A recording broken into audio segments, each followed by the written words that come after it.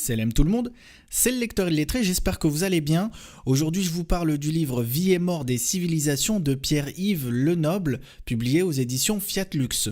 C'est un livre qui va évoquer le caractère cyclique des civilisations et c'est un livre qui a fait écho en moi puisque ça m'a rappelé pas mal de choses sur justement ce caractère cyclique des civilisations. Déjà, ce qu'on peut retrouver chez Malek Ben Nabi qui dit globalement la même chose, mais également on peut retrouver le même propos chez Ibn Khaldoun. C'est vachement intéressant je trouve, et il y a aussi des liens que j'ai fait avec d'autres livres qui m'ont un peu surpris, même si d'un côté effectivement vu que il y a des thématiques communes, c'est normal qu'il y ait des liens. Je vous donne un exemple concret. Pierre-Yves va développer le fait que pour chaque cycle civilisationnel, il va y avoir une période traditionnelle et une période moderne. Une période traditionnelle, c'est-à-dire une période qui va qui va donner la primauté au spirituel par rapport au temporel dans tous les domaines. Et cette période traditionnelle se caractérise par une conformité à une loi divine, en fait. Et en fait, lorsqu'il va parler de modernité, eh bien, il y a pas mal de choses qu'il va dire sur la modernité qu'on peut retrouver de manière assez semblable chez Issa Mahet Yahya, par exemple, dans son livre de l'idéologie islamique française. Alors, c'est pas du tout le même angle de vue, mais c'est vachement intéressant d'avoir un autre angle de vue sur la même thématique et en même temps voir que beaucoup de choses se recoupent finalement.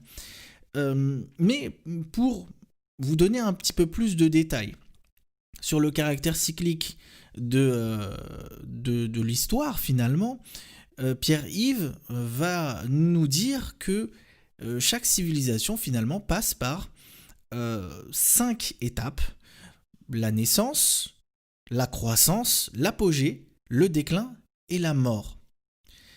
Et il va décrire l'histoire non pas comme finalement un écoulement qui serait linéaire, comme ce qu'on dit actuellement dans le monde moderne, c'est comme ça qu'on décrit le temps de façon linéaire, mais plutôt il va le décrire en 2 dimensions comme étant une sinusoïde, donc des vagues, et en 3 dimensions il va faire le parallèle avec la manière dont s'écoule un liquide dans le siphon, par exemple d'un évier. Et c'est vachement intéressant parce que on voit les caractéristiques que ça a, ça. C'est-à-dire que il va y avoir une accélération au fur et à mesure qu'on s'approche du siphon. Il va y avoir également finalement un rétrécissement, on va dire, du diamètre du tourbillon, entre guillemets, je dis ça avec mes mots, mais vous voyez ce que je veux dire. Donc il y a le temps qui se contracte, etc. Donc c'est vachement intéressant ce parallèle qui est fait, et ça nous permet de comprendre d'une façon assez simple la manière dont on peut percevoir le temps. Donc c'est vachement intéressant.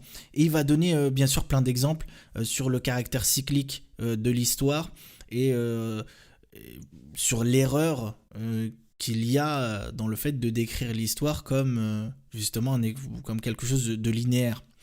Donc c'est vachement intéressant. Un livre pas très long qui parfois demande une certaine exigence, dans le sens où s'il y a des mots que vous ne comprenez pas, il faudra peut-être les chercher. Mais en même temps, comme je l'ai déjà dit pour un autre livre de Pierre-Yves, ça nous fait sortir de notre zone de confort. Mais étant donné que le livre est assez court, c'est un très bon livre pour se remettre en selle sur ce genre de lecture assez exigeante. C'est-à-dire que ça va nous procurer une satisfaction d'avoir réussi finalement à venir à bout d'un livre très intéressant, avec beaucoup d'informations sur lesquelles on peut méditer, et euh, tout ça de manière relativement rapide, puisque encore une fois le livre est assez court. Donc parfois on a besoin de lire des livres courts pour finalement se remettre en selle, pour se donner le goût d'un thème. Lire un livre court et puis se dire que finalement ce thème-là nous passionne et qu'on a envie d'en savoir plus et de regarder dans les références bibliographiques de l'auteur pour en savoir plus. Mais je trouve que c'est vraiment bien. Ce format petit livre, pour ce genre de livre, c'est vraiment excellent parce que c'est le genre de thématiques qui sont pas faciles et on peut pas se lancer comme ça dans ce genre de thème directement dans le grand bain avec des livres super compliqués et en plus super longs. Ce serait pas possible. Donc là, je trouve que c'est vraiment parfait. J'aime beaucoup le style d'écriture de Pierre-Yves Lenoble. Les thèmes qu'il aborde me parlent beaucoup. Pourtant, j'ai pas forcément l'habitude de lire sur ce genre de thème, mais il m'a fait découvrir beaucoup de choses. Et d'ailleurs, c'est en regardant ces émissions sur YouTube que j'ai eu envie de lire ses livres. Ça, je vous l'ai déjà dit dans plusieurs vidéos déjà maintenant. J'ai fait un échange avec lui. J'ai fait une émission où on a discuté. Pour ceux qui ne l'ont pas vu, je vous la recommande.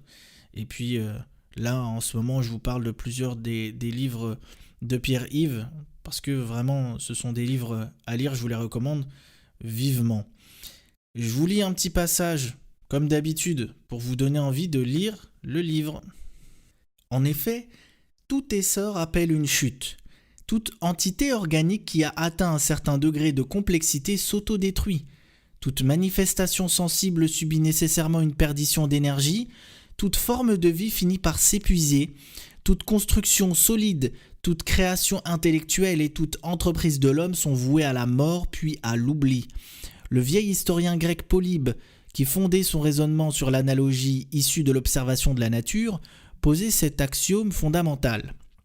Je cite: « Tous les organismes, tous les états et toutes les activités passent par un cycle naturel, d'abord la croissance, puis la maturité et enfin la décomposition. » Fin de citation. Ainsi, un simple regard sur l'histoire universelle suffit pour se rendre compte que les civilisations traditionnelles établies en tout lieu et tout temps, même les plus dominantes et florissantes, se sont toutes un jour inévitablement écroulées, après avoir connu le paroxysme de leur puissance politique et de leur splendeur culturelle. Elles ont toutes dégénéré petit à petit jusqu'à disparaître définitivement du théâtre mondain. Voilà, j'espère que cette émission vous aura été utile. Si c'est le cas, n'hésitez pas à la partager. Et n'oubliez pas, une Oumma qui lit est une Oumma qui vit. Wassalamu alaikum wa rahmatullah.